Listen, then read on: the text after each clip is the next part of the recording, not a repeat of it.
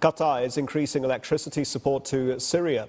The deal will support more than 5 million people and improve daily power supply by 40% in the war-torn country. It comes as President Trump hit Damascus with a 41% tariff, the highest level on earth after lifting sanctions in an effort to reintegrate Syria back into the global economy.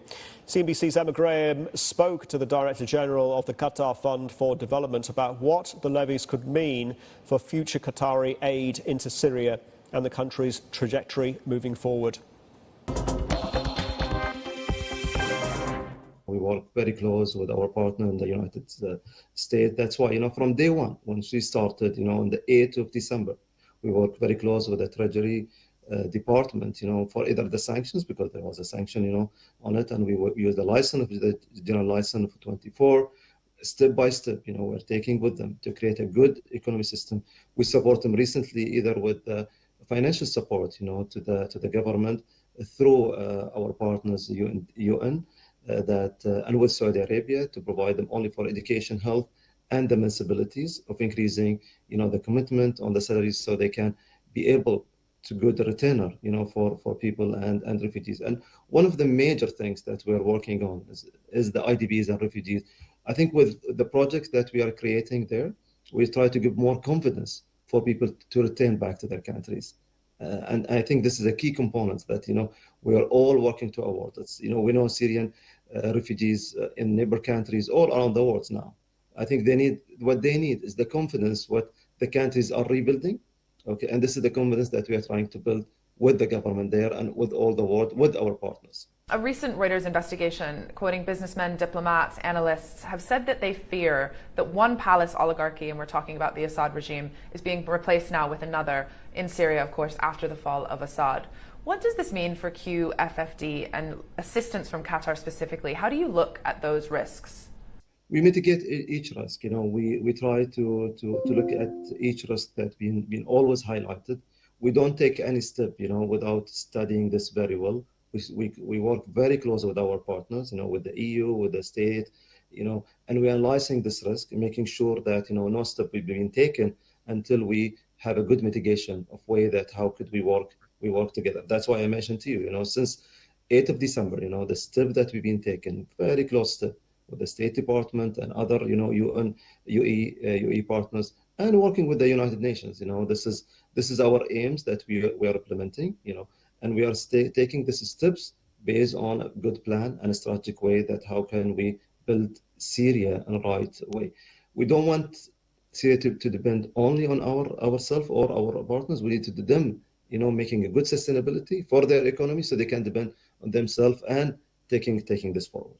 And you mentioned sanctions before. I want to talk a little bit more about those sanctions. Obviously, some still in place. A lot of entities are still sanctioned in Syria, despite some significant pressure being eased by the Trump administration. How do you avoid working with any of these entities, or is it important, do you think, to look at state aid more collectively in a place like Syria? We totally agreed on that.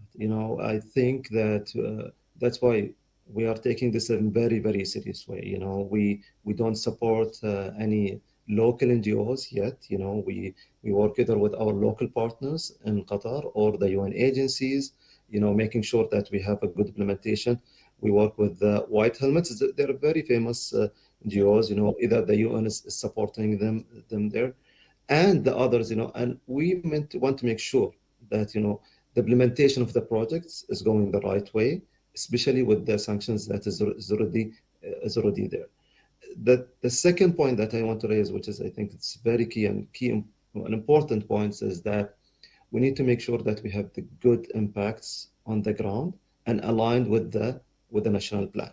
We cannot just embody something that is not being acceptable. So I think what we are doing, aligning with the national plan, I think this is very key components that we're working, mitigating all the risk and highlighting the risk. For us, it's a major thing that we want always to be considered and take it on the right way. Yes, and speaking of risk, more than anyone, Ahmed al-Shara has inherited a very fractured country. There's been recent instability in the country's south, as you know. Do you think this raises credibility and issues with credibility and the stability of Syria's new leaders? Do you still see them as credible partners to rebuild the country? For us, as from the development perspective, we are working very close, and aligned with all the world, making sure that Syria are really achieving, what they want and the right time. I think the expectation is high, from all the world that the government will be handling this, in very well ways. But this is what we need to give and to support. I think the point that we just raised before is that how can we mitigate this risk? I think this is a line of your recent question. So from our side, from the development perspectives, what we want is to make sure that all the resident Syrians are receiving the right way, of good health, good education system, and good economic empowerment, creating jobs for them, and making this secure countries for them to be back. This is our mission.